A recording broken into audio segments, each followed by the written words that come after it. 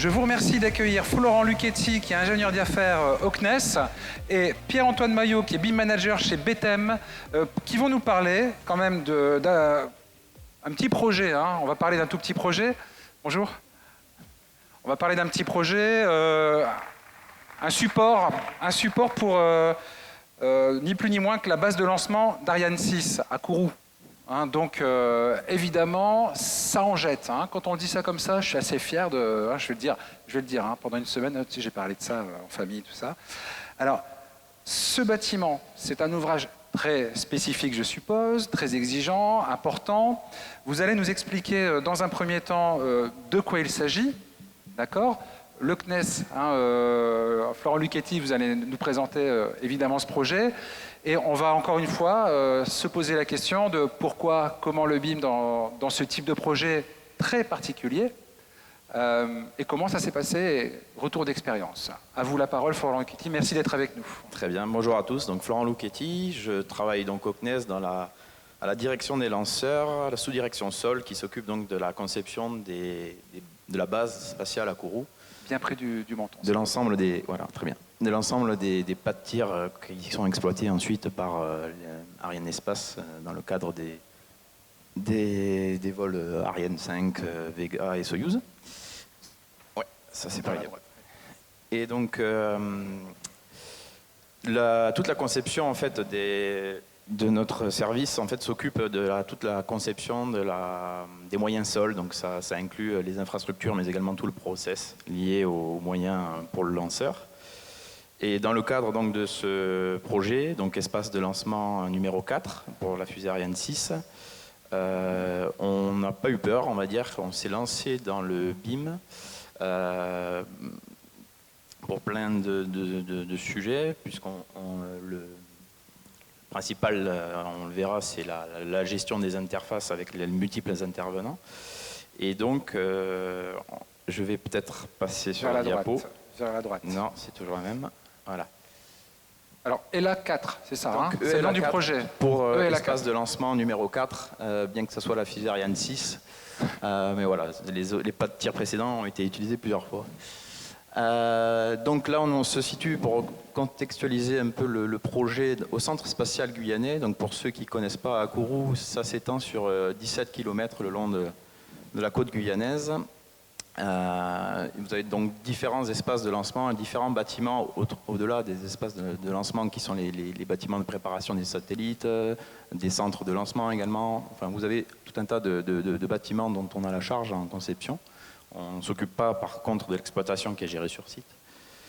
Et dans le cas d'Ariane 6, donc là, vous avez deux photos sur le plan général, le plan masse, l'espace de tir Ariane 5 qui est le LA3 et l'espace de lancement Soyuz pour la fusée Soyuz qui est opérationnelle depuis 2010, je crois, qui était notre dernier projet d'envergure. Et donc là, en ce moment, donc Ariane 6, ça s'étend sur 170 hectares. Vous avez un plan masse sur la droite. En gros, il y a 2,5 km de long sur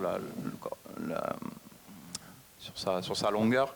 Et vous avez différents groupes de bâtiments, on va dire, pour les besoins du lanceur.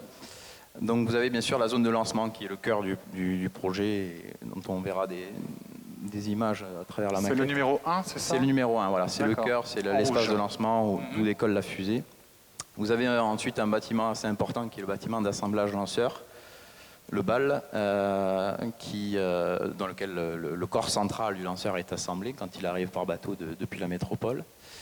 Vous avez ensuite différentes servitudes, donc les stockages des carburants oxygène liquide et les stockages hydrogène liquide, points 3 et 4, à proximité de la zone de lancement puisqu'on remplit le lanceur au dernier moment.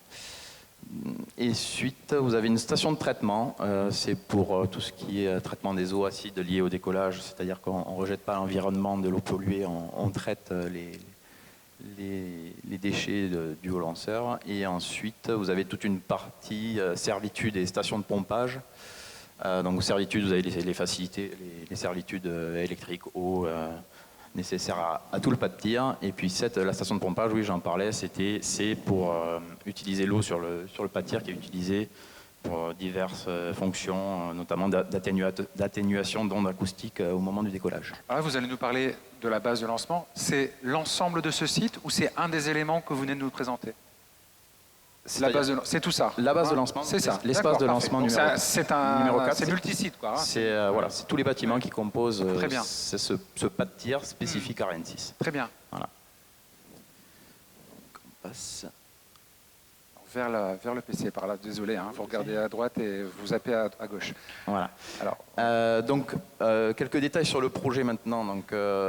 Donc il faut savoir que ce projet, Ariane 6, a été décidé par le maître d'ouvrage, donc l'Agence spatiale européenne, avec le concours des États, bien sûr, en décembre 2014. Ça a été voté la décision de faire Ariane 6 pour remplacer Ariane 5 dans le contexte actuel de concurrence d'accès à l'espace et la sécurisation aussi d'accès à l'espace pour l'Europe. Donc il faut savoir que c'est un lanceur tout neuf et donc qu'en 2014, les études de développement ont commencé, mais pour être à l'heure, nous, du côté infrastructure sol, il a bien fallu qu'on commence très tôt pour pouvoir être au rendez-vous du premier lancement. Donc, cela va sans dire, le développement n'étant pas très connu, on a eu des évolutions d'entrée en cours de projet. C'est un projet aussi qui fait intervenir beaucoup d'intervenants de corps de métier très différents, donc avec des objectifs et puis des méthodes de travail très différentes. Des systèmes aussi très interdépendants, avec des interfaces à gérer, et puis des systèmes qui étaient contraints dans un espace, on va dire, assez restreint. Là, vous avez une vue 3D du massif de lancement, donc c'est environ 90 mètres de long sur 50 de large, avec des 5 mètres de haut, et vous avez donc sur la partie droite toutes les servitudes intégrées, et sur la partie de gauche où on distingue ce qu'on appelle les carnaux qui servent à l'évacuation des gaz, la partie où repose la fusée et d'où elle décolle. Donc c'est uniquement sur un niveau qu'on a pu intégrer tous les process nécessaires à cette fusée. Je rajoute juste quelque chose, on va recontextualiser, mais décembre 2014 a été voté le pas de tir, mais on avait commencé les études courant en 2014. Et au niveau du BIM, autant dire que nos connaissances étaient plutôt légères. Il n'y avait pas beaucoup de formation, il n'y avait pas beaucoup de connaissances. On avait fait un petit projet avant avec le CNES, c'était une petite synthèse sur un bâtiment existant, il me semble, c'était quelque chose comme ça. Et on a commencé ce projet en disant, on fait le pari d'y aller en 3D, sans connaître ce qu'on sait aujourd'hui, c'est-à-dire tous les métiers qui sont liés au BIM, comment l'évolution, le processus, tout ça on ne les connaissait pas. Alors, pour BTM comme pour Ariane? Oui. D'accord, donc vous avez démarré, d'accord, très bien. Ouais, voilà, on n'avait pas eu peur de se lancer malgré l'envergure du projet. Je vous avoue, moi honnêtement, je me dis, j'ai des fantasmes, je dis Ariane, technologie, innovation, bon, eux, le BIM pour eux, c'est, voilà, c'est du cousu humain, c'est tranquille, quoi, hein, c'est les doigts dans le nez, quoi, hein, mais non, du coup, non, vous avez vraiment entamé la démarche sur ce projet. On a vraiment entamé la démarche BIM sur ce projet-là. Bon, il faut savoir que sur les pas de tir précédents, je n'ai pas connu ça, mais je sais que sur le pas de tir Soyuz, par exemple, qui n'est pas si vieux que ça, il y a eu un travail de synthèse, bien sûr, fait en 3D, mais c'était sur des logiciels plutôt axés mécaniques, donc CATIA pour ne pas le cacher. Et on n'a pas expérimenté le BIM tel qu'on le connaît aujourd'hui. Et là, c'est à l'échelle de tout le pas de tir, donc c'est plusieurs bâtiments, c'est pas uniquement la zone vraiment sensible pour la synthèse. Très bien. Voilà. Donc, quelles sont les suites du programme finalement? Comment ça s'est mis en place tout ça? Oui, on déroule dans l'autre sens. Donc, comment... Les intervenants. Oui, quelques mots sur les intervenants et les process d'échange. Donc en maîtrise d'œuvre, donc il faut savoir que l'agence spatiale, vous avez l'organigramme en bas, très très synthétique. L'agence spatiale européenne confie le lanceur à Ariane Group et le segment sol est de la responsabilité du CNES. Et donc c'est le CNES qui assure la maîtrise d'œuvre de l'ensemble des moyens sols. Derrière les segments sol, il y a plusieurs contrats, plusieurs projets. Donc le projet infrastructure qui va regrouper la partie génie civil, la partie charpente métallique, la partie clim et énergie et puis réseau d'eau. Mais vous avez également d'autres contrats qu'on appelait contrats mécaniques général, contrats fluides, où on retrouve tout le process cryogénique et fluide conventionnel. Et puis un contrat dit courant faible qui englobe tout un tas de contrats liés à la sûreté, protection, etc. etc. Là-dessus, BTM Ingénierie nous a accompagnés en tant que support technique pour toute la partie infrastructure dès la conception. Et sur la partie BIM, la mise en place du BIM sur la partie infrastructure, donc bâtiment, clim, etc. Ce qu'on a exigé, nous, et donc ce contrat infrastructure a été le premier à démarrer, donc avec BTM pour la phase conception en 2014, et puis ça a été contractualisé ensuite vers un industriel, un groupement mené par Eiffage Génie Civil en mandataire. Ça, c'est pour la partie infrastructure. Ensuite, les autres intervenants sont aux quatre coins de l'Europe. Donc on a aussi eu un avantage à travailler en collaboration avec le BIM sur ce projet parce que tous les intervenants n'étaient pas là. Il n'y a pas sur site à Toulouse. Et pour ça, on a aussi mis en place donc, quelque chose de très important sur lequel on a un retour d'expérience très positif, c'est le serveur SVN. Donc c'est un serveur d'échange de maquettes Subversion qui nous gère les livraisons de maquettes, l'historique également pour avoir la traçabilité maximum sur les divers échanges. Et puis voilà, en termes de rendu, bon, mais nous en TNES avec le support de BTM pas mal travaillé sur la synthèse. BTM avait en charge une bonne partie de la synthèse jusqu'à la fin du contrat infrastructure. Et voilà, donc on a travaillé avec ce serveur, c'est important de le signaler parce que c'était vraiment un point important. Je sais pas si... En termes de logiciel, concrètement, donc sur la partie infrastructure dont j'ai largement parlé, beaucoup de choses ont été faites sous Revit, hormis bien sûr la construction métallique faite sous Tekla et certaines parties mécaniques mobiles, on va dire, sous logiciel SolidWorks, plutôt méca donc. Le VRD n'a pas forcément été très intégré dans le process BIM sur cette opération. On n'a pas les réseaux enterrés, c'est un regret. Et pour quelles raisons ? Des raisons de coût, des raisons de... Des raisons, on n'y a pas vu l'intérêt, et puis dans la démarche, Eiffage n'a pas adhéré, quoi. Nous, on n'a pas exprimé ce besoin. D'accord. Mais vous regrettez aujourd'hui, c'est ça ? Ben, c'est quelque chose qu'on réfléchit de plus en plus dans l'intégration de ce pâtir aux autres, c'est-à-dire qu'on se projette un peu plus loin pour l'interconnexion de la base, et ce serait des choses intéressantes dans les perspectives futures. Et donc, d'autres niveaux d'intervention ? Mécanique, fluide, CFS. Donc tous les autres contrats, là cette planche elle veut surtout dire qu'on a eu pas mal de logiciels à gérer et sur lesquels il fallait donc avoir une certaine interopérabilité qui n'était pas évidente à avoir parce que ce sont souvent des... on a, nous par notre convention, fait le choix de Revit, mais on peut pas, on savait très bien qu'on n'allait pas pouvoir imposer Revit à tout le monde dans le sens où les logiciels métiers n'allaient pas pouvoir concevoir sur Revit. Et c'était un grand souci avec les opérateurs mécaniques et tout ça qui n'étaient pas forcément sensibilisés, avaient le même objectif. Donc il a fallu vraiment qu'on l'impose et c'était quelque chose de très difficile au début du projet. Juste pour différencier conception et réalisation, c'est qu'en conception, on a commencé sur Revit 2015 pour tout ce qui est béton, électricité, CVC. Et pour la structure métallique, on avait déjà commencé avec Tekla. Hein. Il y avait déjà 2 logiciels au départ. Ensuite, ça s'est un peu étalé puisque quand les industriels sont arrivés, donc il y a eu Katia, SolidWorks et encore d'autres. Ouais. Et là, on n'a pas eu d'autre choix, on va dire, que pour intégrer les autres contrats, autres qu'infrastructure, d'avoir des passerelles qui étaient difficiles à trouver parce qu'il fallait alléger les maquettes, il y avait beaucoup de post-traitement à assurer. Et que les industriels ont pu nous faire, des fois oui, des fois non, qu'on a aussi dû former de temps à autre au début parce qu'ils n'étaient pas, on va dire, très au fait. Et puis voilà, c'était dans un contexte, voilà, le côté mécanique en Allemagne, ils ne travaillaient pas avec ces types de logiciels, etc. etc. Oui, en plus on peut rajouter qu'il n'y avait pas...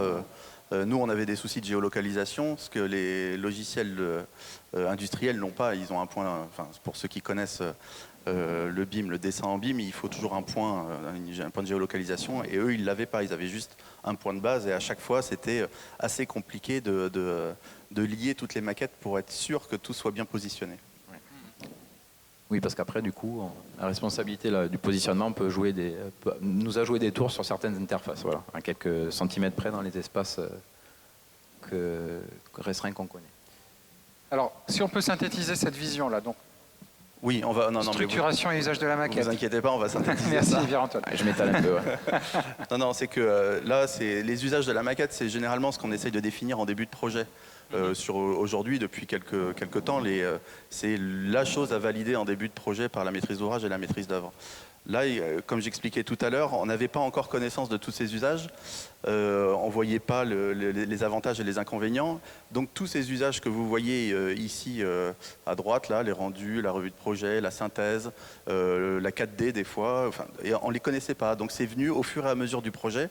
Et il fallait essayer de s'adapter. Et je dis bien essayer parce que les usages vont définir comment on va construire une maquette numérique. Et malheureusement, on n'avait pas forcément construit ou prévu de construire la maquette numérique de manière à exploiter, d'en l'utiliser comme on souhaitait. Donc pareil, encore une fois, grosse adaptation à chaque fois pour résoudre les problèmes, quoi. Donc voilà pourquoi on peut résumer assez rapidement cette slide. Maîtrise d'usage essentielle Oui. d'entrée de jeu. Or, les usages qui ne sont pas écrits ici, c'est-à-dire extraire des plans, des maquettes, Oui, bien sûr. voilà, ce genre d'usage-là. Je vais décidément pas y arriver. Oula. Et là, je vous ai tout perdu. Oh là, oh là là. Dites-moi. Alors, est-ce qu'on était sur la dernière? Je pense pas. Hein. Attendez. Excusez-moi, je m'appuie sur le... Ah, on a Quentin qui va venir à notre secours. Un grand bravo pour les équipes techniques sur cet événement. Voilà, oui, on va tout revoir là. Non, mais c'est pas grave. Non, mais en même temps, bon, on vous met ça en main, on vous a pas accompagné. Hein. Je vais venir, Quentin, parce que moi je sais où on en était exactement. Hein. J'arrive, petit instant. Hop. Ah, parfait. Donc après c'est bon, on est sur la bonne. Il est trop fort. Il est trop fort. Il est trop fort. Donc après le BIM en que ça projet, m'impressionnait. pour lequel donc on n'avait pas forcément connaissance des usages dont on voulait faire de la maquette, on a eu la chance, on va dire, de bénéficier du concours d'un grand groupe comme Eiffage sur la partie infrastructure qui nous a beaucoup appris justement dans tout ce développement. Donc Eiffage marché a été signé en juillet 2016. Et donc a commencé à mettre en œuvre toutes les maquettes qui avaient été faites, on va dire, sur l'infrastructure par BTM Ingénierie. Et donc le groupement Eiffage se compose donc de toutes les entités Eiffage nationales et puis allemandes aussi pour la partie charpente. Vous avez également Engie qui est basé en Belgique et ICOP qui est un spécialiste des fondations italiens. Oui, il faut savoir que cet étalage, on va dire, à l'échelle européenne étant imposé, on va dire, dans nos cahiers des charges par rapport au retour, ce qu'on appelle le retour géographique, c'est-à-dire que chaque pays membre qui investit dans l'Agence spatiale européenne a un retour industriel derrière, à la hauteur de son investissement. Voilà. Et donc nous, en termes, donc à l'échelle du groupement 1 Éclaircis, déjà, c'était pas une mince affaire. Il y a une pré-synthèse et infrastructure qui a été réalisée par Eiffage. Et nous, à l'échelle du CNES, avec l'appui de BTM, on a réalisé la synthèse tout corps d'état, donc avec l'intégration des différents équipements. Donc rapidement, pour vous présenter, là, il y a une coupe sur le pas de tir. Vous avez donc le massif qu'on voyait tout à l'heure qui est enterré, dont on a retiré la dalle niveau 0. Et vous avez le lanceur posé sur sa table de lancement, qui est donc fait par la partie mécanique. Vous avez un mât ombilical qui sert à alimenter le lanceur en carburant jusqu'au dernier moment. Et vous avez bien sûr le portique mobile, donc c'est le grand ouvrage en charpente métallique qui fait 90 mètres de haut, 7000 tonnes d'acier et qui se retire vers l'arrière au moment du décollage. Donc, il ne faut pas que je me trompe. Oui. Je rajoute par rapport à l'exécution par Eiffage, l'usage, là je reviens sur du BIM, pur BIM, c'est que tous les plans coffrage, ELEC, CVC ont été extraits des maquettes, ce qui est un des usages les plus importants à mon sens quand on fait du BIM. Donc ils ont su quand même prendre la suite de ce qu'on avait fait en beaucoup mieux puisqu'ils avaient beaucoup plus de connaissances. Donc au niveau organisation, ils nous ont beaucoup aidé, Eiffage, à comprendre certains processus et du coup cet usage-là a été maintenu et ça c'est plutôt une très bonne chose. Satisfaisant. Maintenant, pour entrer encore un peu plus dans le détail sur l'usage principal qu'on a pu faire, nous, sur le pas de tir, c'est bien sûr la synthèse. Donc, puisque c'était dicté par la forte contrainte d'avoir des voiles béton de forte épaisseur liées au lanceur, on ne voulait pas revivre ce qu'on a pu vivre sur les pas de tir précédents, c'est-à-dire qu'il y avait eu beaucoup de reprises de réservation et de carottage faits après coup. Et le BIM et la synthèse nous a beaucoup aidé là-dessus. Pour aujourd'hui, le GC a été terminé et réceptionné en juillet, ne pas avoir autant de carottage que ça. Donc c'est un process classique des réservations. Ça nous a pris un certain temps parce que les différents contrats fluides et tout ça dont on parlait tout à l'heure se sont mis en œuvre relativement avec un planning décalé par rapport aux études du lanceur. Un développement concurrent de différents systèmes. Et pour en arriver jusqu'à presque 900 RESA en juillet 2019 pour un travail commencé à partir du mois de septembre 2017. Bon résultat, mauvais résultat par rapport à ce que vous aviez anticipé ou par rapport à d'autres chantiers similaires passés? Très bon résultat, d'accord, puisqu'on je crois qu'on a fait 5 carottages et que sur les précédents, c'était puissant, enfin c'était multiplié par 20. On a dû faire beaucoup plus que ça. D'accord. Donc là, un bon retour. Et puis voilà, vu l'enjeu d'organisation et le planning du génie civil, on a tenu. Pierre-Antoine, vous vouliez ajouter quelque chose sur cette slide? Ça a été dit. Non, ça a été dit. C'est bon, d'accord. Ok.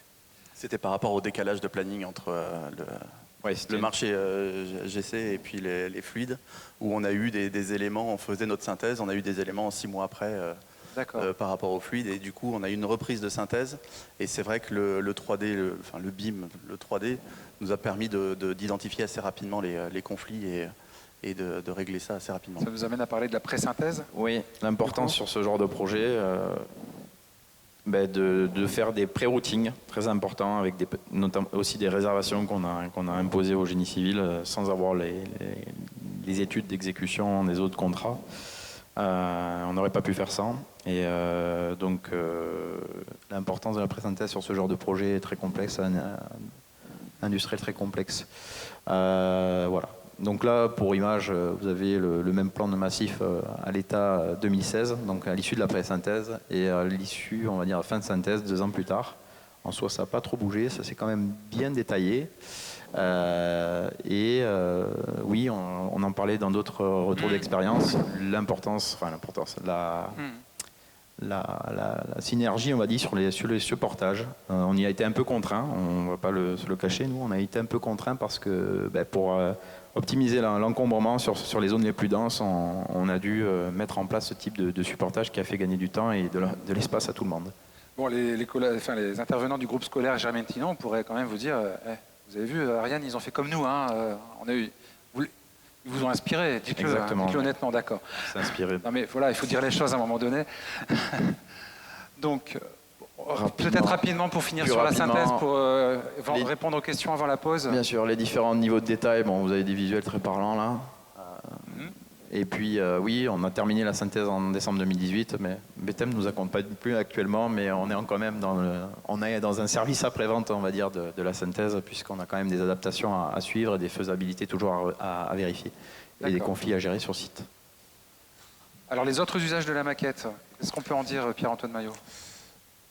Justement, tout à l'heure, je parlais de l'usage 4D.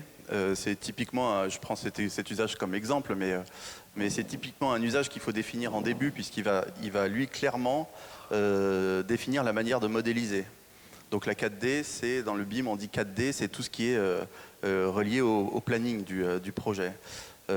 Si on fait un planning journalier ou si on fait un planning mensuel, une 4D journalière ou une 4D mensuelle, on ne va pas modéliser de la même manière, puisque une journalière, il faudra faire les dalles journée par journée de travail, quoi. Donc là, typiquement, ici, ça a servi comme outil de communication, il me semble, pour voir le pas de tir évoluer dans la construction.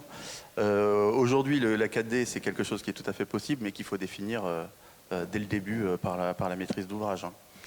D'autres usages qui sont arrivés aussi, ça c'était des demandes de Arianespace, il me semble, sur la communication qui a été proposée par Eiffage. Alors normalement il y a une petite vidéo là, alors je ne sais pas, tu peux y aller toi. Est-ce que c'est à nous ou plutôt Inès? Est-ce que tu peux cliquer sur la... Et la 4 Ariane 6. Et lien 4, le petit encadré en bas à droite, s'il te plaît, merci. Voilà, donc un exemple un peu de... je ne sais pas combien de temps ça dure. Non, c'est pas très long. Non, parce qu'il y en a une deuxième après, donc... Ouais, mais on pourra la mettre pendant la question-réponse. Ouais, voilà. C'est juste une présentation de ce que je vous présentais sur le plan masse, les différentes zones et bâtiments. Donc à la fois pour servir de communication, mais je suppose aussi pour réunion, pour les réunions, les réunions de chantier. Et les revues de projet. Et les revues de projet. Voilà, tout ça, c'est extrait bien sûr de la maquette, donc c'est sur Navisworks. On parlait du 4D dans le phasage. Pierre-Antoine parlait du 4D. Eiffage, on n'a pas la vidéo là, mais on aurait pu la mettre aussi. C'est les ouvrages des Carnot, donc c'est des ouvrages en béton armé, des tubes d'1 mètre d'épais. Eiffage a fait vraiment un planning journalier là, à partir de la maquette pour montrer tout le phasage et l'enchaînement des coulages et voiles. Donc là, sur la vidéo, on va dire plus communicative. De communication, on voit les différents ouvrages. Voilà, le portique mobile, donc 90 mètres de haut, et des pylônes de protection anti-foudre. D'accord, une vision dynamique. Oui. On va passer à la slide suivante, oui, ça ne vous dérange pas pour respecter le timing et permettre aussi les questions-réponses. Hop, voilà, logiquement. Oui, ça y est. Alors, difficulté, avantage et succès. Qu'est-ce que vous pouvez nous en dire? Moi, je vois beaucoup de difficultés quand même oui, en on a masse. commencé très tôt, donc oui. on a rencontré pas mal d'écueils. Ouais. Alors vraiment, si vous pouvez faire cette synthèse en 1 ou 2 minutes, s'il vous plaît, pour qu'on puisse ensuite... Je commence pour la conception.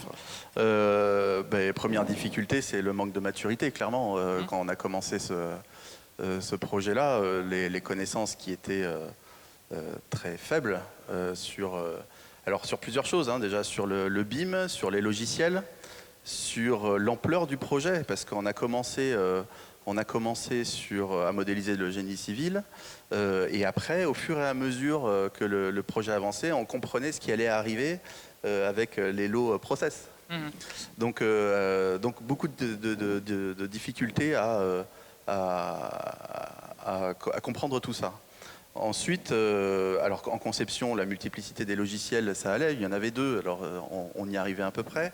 En plus, Tekla est un logiciel qui est beaucoup utilisé par les constructeurs métalliques, qui est plutôt bien avancé au niveau BIM. Hein. C'était assez simple d'exploiter ce type de fichier. Là-dessus, on n'avait pas trop de difficultés. Après, c'était les processus, tout ce qui est processus lié au BIM, la traçabilité, la structuration de l'information, j'en parle même pas. Je veux dire, c'était quelque chose où on avait très peu de connaissances sur ce qu'il fallait mettre par la maîtrise d'ouvrage et comment il fallait le mettre par les processus BIM. Voilà, donc ça c'était Est-ce que ça veut dire que finalement, malgré ce faible niveau de connaissance, on pourrait se dire, tiens, d'abord je vais me blinder, entre guillemets, en termes de connaissances théoriques et prise en main de l'outil avant de me lancer, comme on l'a vu sur un autre programme tout à l'heure, une méthode quand même que finalement un parti pris que vous avez pris, c'était de dire on y va, on va apprendre en avançant finalement. C'est ça l'idée. Exactement, et puis on a pu compter quand même sur l'aide de Eiffage quand ils sont arrivés, qui avaient clairement plus de connaissances que nous. Hein, donc, mais oui, en conception, on a décidé, on a dit allez, on y va, on va apprendre. Et puis ça s'est pas trop ressenti sur le planning d'études. Hein. Laurent Luchetti ? Non, ce qu'on note, oui, c'est maturité BIM des différents intervenants et puis les différents objectifs. C'est-à-dire que Eiffage nous a beaucoup apporté sur les maquettes infrastructures propres aux bâtiments, on va dire, et aux ouvrages d'art. Mais sur tout ce qui est process et qui viennent d'autres fichiers, c'est très difficile d'avoir à niveau une structuration d'information.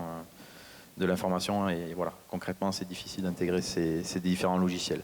D'un point de vue ne serait-ce que spatial et la gestion des interfaces et synthèse, ça nous a posé pas mal d'écueils, mais en termes de BIM, purement BIM, c'était plutôt difficile. En termes d'avantages, on l'a déjà un peu dit, hein, donc communication avec plusieurs sociétés. Réalisation, gestion, anticipation des conflits, interface du chantier qui ne rencontre pas de problème majeur lié à la synthèse. De l'agilité, je vois, hein, adaptabilité, ça vous apporte de l'agilité, c'est-à-dire que... Tout à fait, et puis comme je le disais, sur des process qui sont en cours de développement quand on développait l'infrastructure, il fallait bien pouvoir vérifier certaines faisabilités de modifications, etc. Et ça nous a permis, la maquette nous a permis de voir ça très rapidement. Un dernier mot avant les questions. Ouais, je rajoute juste que y a un dernier avantage, c'est que à la fin, ça rend nos métiers de concepteurs et de réalisateurs, comme on disait ce matin, sexy. On a à la fin une maquette numérique qui épate beaucoup de gens. Sentiment de fierté. Il y a une satisfaction. Je veux dire, on a fait une synthèse. Alors moi, je parle surtout synthèse en exé parce qu'on l'a fait avec Florent, mais on a bien réussi avec les difficultés qu'on a rencontrées. Et là, je m'adresse au bureau d'études. Finalement, cette opération d'envergure et en plus expérimentale pour vous aussi, hein, ça vous sert un petit peu aussi aujourd'hui de carte de visite, finalement, pour accéder à des marchés auxquels vous ne prétendiez pas forcément avant, qui étaient configurés BIM. Mais surtout, ça nous sert, alors bien sûr, ça sert de carte de visite. Monter en compétences, j'entends bien. Je ne vais pas dire l'inverse, mais surtout, c'était la montée en compétences. Aujourd'hui, essayer de trouver les problèmes de demain, parce qu'on va être confronté à ça. Aujourd'hui, on résout des problèmes, mais il y en a d'autres qui vont arriver. On arrive à peu près à identifier lesquels. Et c'est ça qu'on essaye d'anticiper maintenant. Très bien, merci beaucoup. Je vais vous prendre un micro, et ça aussi, évidemment, pour les questions-réponses. Julien Mercier. Bonjour. Tout d'abord, merci pour ce retour d'expérience très riche et très honnête surtout. Vous avez été assez honnête sur le déroulé. Pendant la question-réponse, on a un petit film. J'avais juste une question. Et si c'était à refaire, est-ce que vous referiez de la même façon? Maintenant que vous avez le recul, avec toutes les difficultés rencontrées, en fait, ce que j'ai noté, c'est qu'en fait, il vous manquait une charte BIM, en fait, hein, un vrai cahier des charges. Mais aujourd'hui, si c'était à refaire, comment vous y prendriez? Alors, une charte BIM existait, elle existe. Elle n'était pas forcément... Ah, un petit problème de micro. Alors du coup, on va reprendre celui-ci pour les réponses. C'est bon, pardon. Elle existait, mais disons qu'on... Vous avez des gros doigts. Hein. Oui, décidément. On n'a pas pu, on va dire, l'amener à bien avec tous les contrats. C'est-à-dire qu'avec Eiffage, on a réussi à mon avis, il y a un problème de pile, je pense. Voilà. On va prendre celui-là. Hop. Pendant ce temps-là. On n'a pas pu l'amener à bien avec tous les contrats pour les raisons qu'on expliquait, de raisons métiers, on va dire. Et voilà. Mais pour la partie vraiment infrastructure, Eiffage a répondu à notre convention BIM qui était certes très allégée, on va dire, avec des usages pas très... on n'a clairement pas dit qu'on voulait une maquette en exploitation, etc., mais on a demandé quand même des niveaux de détail avec des tableaux types d'objets dont on voulait certaines informations. Ça, Eiffage a joué le jeu là-dessus et nous a beaucoup appris, donc on peut être satisfait, on va dire, de cette chose-là. Et comment on pourrait refaire mieux? Est-ce qu'on refait pareil? Je ne sais pas. Alors oui, moi je sais. C'est que déjà, j'aurais en conception mieux défini les métiers du BIM. C'est-à-dire qu'au départ, on connaissait, alors le BIM manager, on ne savait pas dans quel périmètre il allait intervenir. Qu'est-ce qu'il fait en conception? Qu'est-ce qu'il fait en réalisation? En réalisation, qui sont ses interlocuteurs? Quelle est sa mission en réalisation? Est-ce qu'il doit faire du contrôle qualité de maquette? Et tout ça, on ne le savait pas. Aujourd'hui, à refaire, il y aurait un rôle, un métier BIM manager qui serait d'abord en conception, qui s'étalerait en réalisation, qui serait en contact avec les coordinateurs BIM de chaque entreprise pour qu'ils puissent répondre à chaque demande, etc., etc. Donc bien sûr en fait, on identifierait mieux les tâches et les métiers. Et ça, c'est clairement ce qui nous manquait en 2014. Quoi. On ne connaissait pas ces différents métiers. Merci, pardon, excusez-moi. Une autre question? Je n'en doute pas. Oui, Gilles Charbonnel? Juste une remarque, mais je crois que même si on change les habitudes, les paradigmes, même quand on passe en BIM et en numérique, c'est encore plus vrai, mais je crois qu'il est nécessaire effectivement que les échanges soient clairement contractualisés, que les process soient encore mieux peut-être mis en œuvre et mis en place. mais c'est ce qui existait déjà il y a très longtemps quand on était en plan papier. C'est vrai que dans les échanges numériques, on a tendance à oublier les indices de temps en temps. On pêche tous par le même endroit. Et je crois que il ne faut pas oublier que les process, la méthode, tout ça, même en BIM, continue à exister. J'entendais tout à l'heure aussi le DCE, on va plus loin dans le DCE, mais est-ce que le DCE, un DCE, il est clairement défini, même sur un plan papier, les livrables de toutes les phases sont clairement définis dans la loi MOP. Donc même si on avait tendance ces dernières années à faire des DCE où il fallait chercher un petit peu profondément la taille de la poutre ou la taille du poteau, je suis désolé, dans un DCE, normalement, on doit avoir la taille de la poutre et la taille du poteau. Donc ça ne va pas changer grand-chose de passer en BIM. Les livrables vont être clairement définis. Alors, ils ne le sont peut-être pas aujourd'hui parce qu'on a l'impression que les livrables DCE en BIM ne sont pas les mêmes que dans la loi MOP. Si, je suis désolé. Donc, je crois qu'il faut qu'on contractualise tout ça. ADN et le plan BIM sont là pour ça. Voilà, je voulais juste faire cette remarque, c'est-à-dire que la contractualisation, le process, on revient sur la formation, sur le fait que les gens doivent être formés sur les outils, mais aussi sur un process global et une démarche BIM. Oui, ça rentre dans ce domaine-là. Voilà.